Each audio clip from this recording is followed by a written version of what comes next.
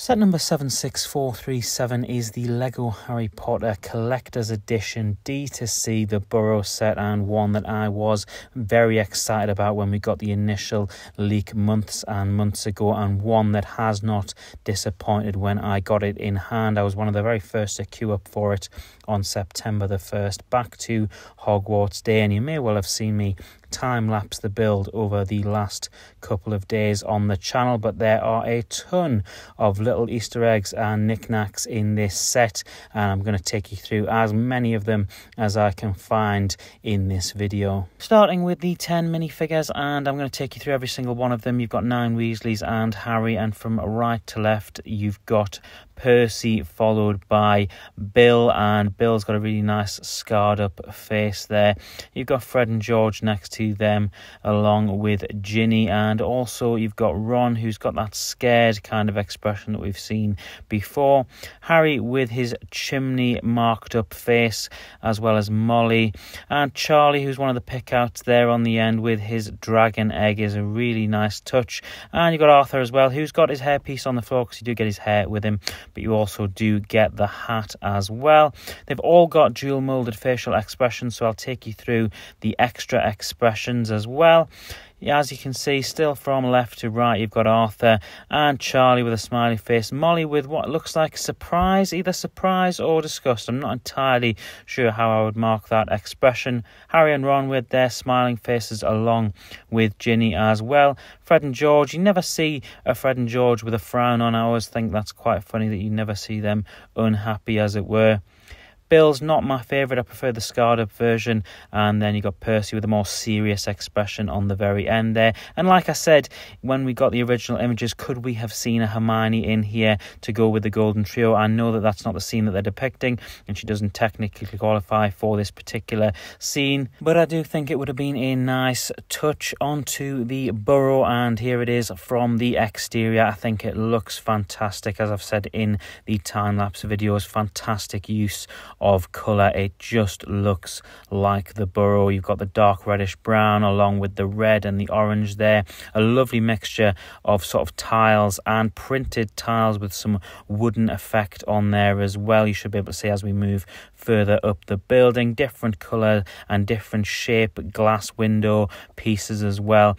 Really nicely done. A roof as well is a mixture of masonry brick and regular brick. I just think the crooked, wonky nature of this build is pretty much dead on to what you would expect. You can also see Errol popping his head out the side there. He's got a little letter under his translucent piece that is holding him into the building. And great use of angles to get some of those windows in on their sides as well. A nice little bit of tiling there in amongst the roof, which I think was a really nice touch. As we move around the side, you can see the pigs and the pig trough in there as well. Let's open this set up and take a look inside. And as we open it up, I will be putting the minifigures back in the places that I want them to stay for the long term, as this will be closed up when it is displayed on shelf. But I put Harry back in the flue chimney, and as you can see, you've got the ability to turn it with the Technic axle pin on the very, very top there.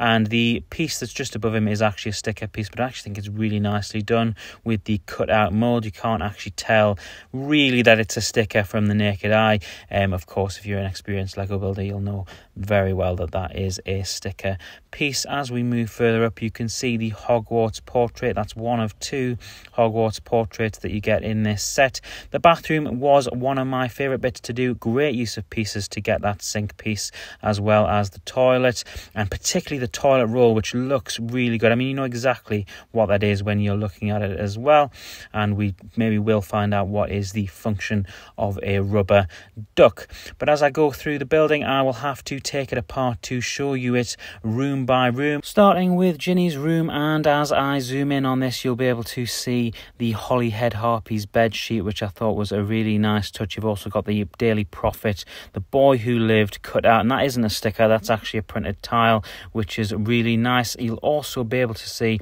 if I angle the camera correctly, Gwynnock Jones poster, captain of the Holyhead Harpies. I think that is a really nice touch. And if we continue to pull the place apart, you can see Ron's room, which has almost a balcony-like feature with a door on there as well. And as I turn it around, you should be able to see the Chudley Cannons poster on the wall. A big Quidditch household in the Weasley household there. He's also got the Chudley Cannons bed sheets as well. A couple of knickknacks on the windowsill as well there. A couple of clocks and what looks like a little trophy.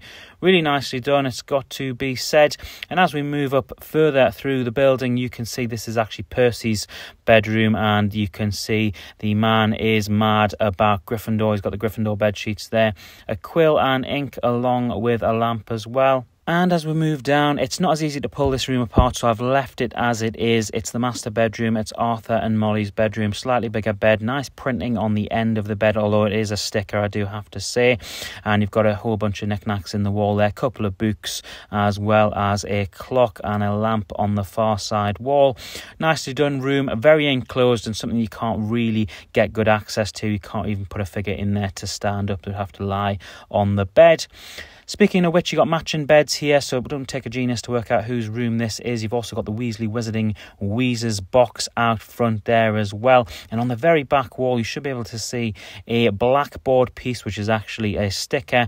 And this has some Weasley Wizard Wheezers concepts on there as well, 3 of them, which I thought was a really nice touch. And down from there, we've got the dining area that we see in the Chamber of Secrets. Tons of knickknacks on the wall. Generally loads of flowers throughout the house, or little flower pieces. You'll also be able to see the second portrait in the corner. And you've got the Weasley clock on the wall. It says home, Quidditch, Hogwarts. There's a whole bunch of different places on that. It's not scene accurate, but it is a 1-by-1 tile, so it's not exactly going to have tons of writing and detail on there, but I do think it looks really nicely done. And in the dining area, you can see little tiles in there with things like strawberries on. You've got what looks to be some sort of coffee unit, and from what I can see in the instruction manual, the sort of beige piece in the middle of the table is actually supposed to be a loaf of bread.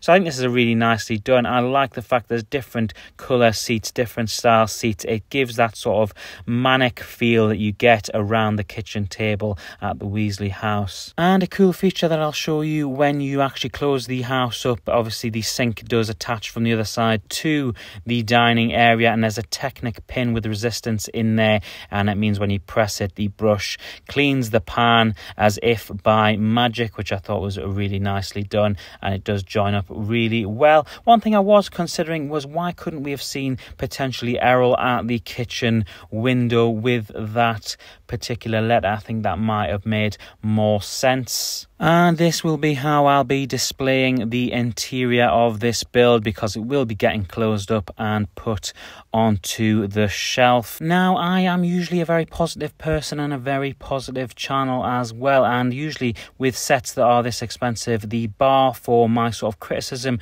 is even higher than it probably normally would be. But I've got to say, I think this set is absolutely fantastic. It's got brilliant detail, it's got tons of Easter eggs, it displays fantastically, tons of figures. I generally have not got a bad word to say about this set. I can't wait to have it on display. I think it is quite possibly my favourite Lego Harry Potter set of all time at the moment. And if, like me, you're a Harry Potter fan or a Lego Harry Potter fan, make sure you are following or subscribed so that you don't miss any of the Lego Harry Potter goodness we've got coming on the channel in the next couple of weeks, including that Flu Network, which will be out on the channel in the next couple of days.